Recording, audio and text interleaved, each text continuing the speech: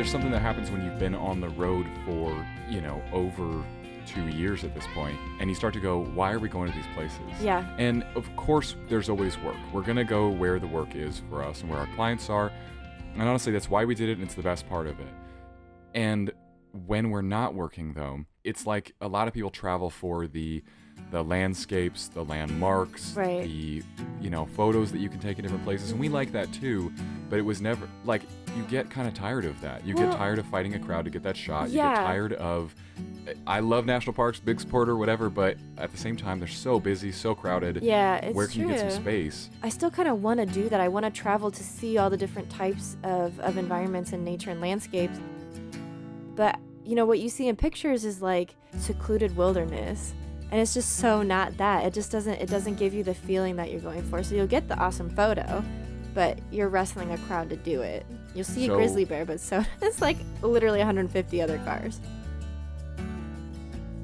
After the massive success that was Newly Nomads, your documentary, you were looking for your next project, and I believe you found it. Okay, we are going hunting.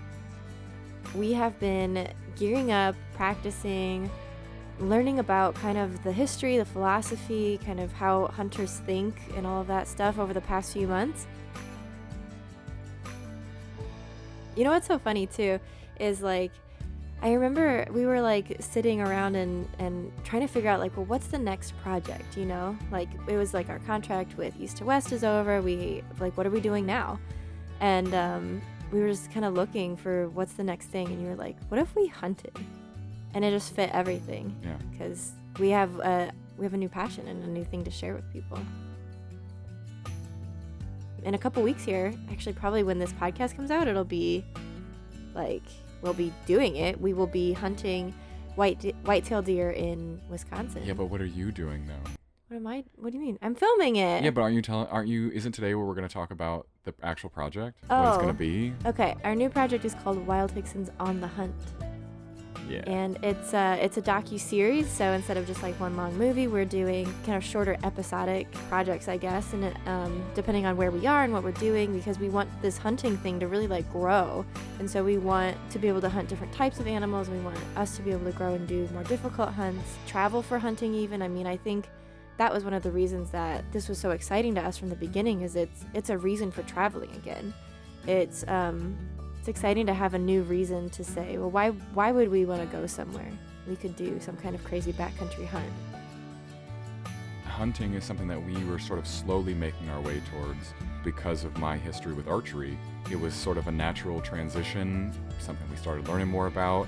I've been lucky enough to have some really amazing podcast guests who will talk to me about hunting, and it's just sort of grown from there. It's funny, when we first talked about this idea, I remember you saying like a whitetail hunt. That's like, it felt big for you. Right. That would be the first hunting thing we would do. But I kind of was able to convince you, like most young hunters who want to get into bow hunting, I'm talking teenagers here, if they're from a family that hunts, this is a normal first hunt. This isn't like a huge landmark in that.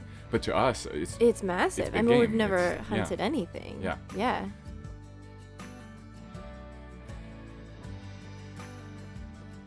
I mean, I think we're going to end up doing all different types. What I like about your series is that it's going to be pick the thing you're interested in. Yeah. And so if you are interested in what it's like to train up and go for your first whitetail hunt, like this is going to be the episode for you. I'm super excited about it. Yeah, me too. I think it was also fueled by, our love of meat and of humanely raised healthy meat. Can't get healthier than the deer that's been living wild and free, Yeah. We came to Illinois to allow ourselves, I called it like a camp. Yeah. We would have a training camp for this bow hunt. There's a great archery range out here that we got access to with all different types of things. We've got a broadhead range there, so I can work with the broadheads. We've got a stand I can work off of. There's all types of distance targets, and there's tree lane 3D style targets. So we've just been there pretty much every day that we've been here. And I've had a dual purpose out there because I've been, having fun with archery as well. But then also I've been in my own boot camp for how to work 2 cameras and follow a hunt. You've got to have multiple cameramen, and I'm like trying to do it all myself, so we'll see. I'm not sure if I'm in a stand. Not sure if we're on the ground. We don't know Right. yet. Gonna have to see. We'll have to see. We have been doing a bunch of stuff though in Illinois that's been fun. I don't think it'll be in the vlog this time, but I have had a fun time doing a lot of jiu-jitsu here. Shout out to CU Jiu-Jitsu. Those guys had me, and I was there constantly, just working on it and feeling really good about it. I'm gonna miss that for a couple weeks because I we're gonna know. have too many other things to do. Yeah, and I've been rock climbing at least a few times a week at Urbana Boulders. Same. I'm gonna miss that too. Yeah. Well, we're gonna go out to a really small town, so we don't get that for a while. But here's a big fun one. So also while we were here, like we really said, and I think this is true for RVing, when you have the chance to like sit somewhere for 3 weeks, a month, whatever, that's the time to get your stuff done. And so we have been for a while talking about setting ourselves up with an inverter, which for those who don't know, converts your DC power in your batteries to AC power so you can use AC things like charging our laptops or some camera batteries, or now running our deep freezer that we've got even while we're off grid. This was a big project that I took my time with because you need to get the inverter and all the parts you need, all the cables you need. You need to decide where it's going to go, and then you have to do not and then, but simultaneously you have to do a bunch of math. And I'm always blown away by electrical math, like understanding this thing's going to pull this type of amperage, which means you need to have, you need to consider the surge wattage on this thing, and your cables need to have this much width so that they have the right resistance, and that changes as the cable gets longer, but also it doesn't, and it's just really complicated. So it was a huge project to undertake, but our goal was that we would be able to go off grid with our deep freezer and let it run for at least a few hours here and there to keep our stuff frozen so that we can boondock. Yeah, I mean, you can't go out to hunting a deer that you want to eat and then not take the time to make sure that the meat doesn't spoil. I mean, that would just be entirely disrespectful to that deer. One of the other things we did was we got a second battery. So we have now 2 lithium batteries, which gives us double the amp hours for this whole project, and so now we know we can run for a good long time. Yep, and we got a battery meter, so we know what's happening, because otherwise just run out of battery. So this was a whole day. I mean, we spent actually it was more than one day certainly, but when we finally put it all together, I was like, let's do it today. It was the whole day. And we put both batteries together, connected them, mounted up the inverter, drilled a hole to get all the cabling through, which was intense. I know, we had to drill a hole in our RV. I know, it hurt. It's crazy. It hurt, but it wasn't as hard as I thought. Little foam insulation, and it's pretty great now. It looks nice. I'm glad we went for it. Made it look nice too. So now we can walk out, flip a switch, and all of a sudden we're running AC power to our RV. And when we need to recharge up our batteries, like if we're using a generator, flip a different switch, plug into the generator, turn that on, and now you're charging your batteries. Yeah. So exciting. I can't wait to try that out. I know. We have tested it, so we know that it's going to work and not blow up our RV. No.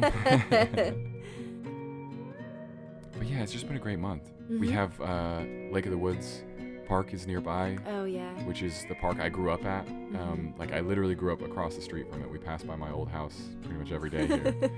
We've just had a great month here. Like of all the things, I've especially loved that we have a much nicer campsite this year than when we stayed last year. We have a real yard and a bunch of trees. And so despite the rain, it's been pretty beautiful to just be tucked back, and this is the side I think of RV life that people don't often see. You see the crowded RV parks, and we stay at those a lot. Yeah. And they're fine, but when you get to feel like you're camping for a whole month, that's an awesome thing. Yeah. You're both camping, but you're in your apartment at the same time. You know. And you can find that kind of secluded area, and that's where we are right now. And so that's been a huge focus of what we've been doing here. Some time to slow down, focus on that, so that we can go out there, be ready to go, and I can take an ethical shot and feel good about it. I don't know, man. I mean, it wasn't a ton of updates on this one because we've been so singularly focused. Yeah. Usually we're so scattered. That's what takes so long to get through. Right. Yeah, we've just been plugging away. Oh, I'm so excited, though. I think that's it. We're going to see you guys in Wisconsin, where we'll be next. Yes, and we'll see you again after the hunt. Wish us luck. See how we do. Hopefully we have some success.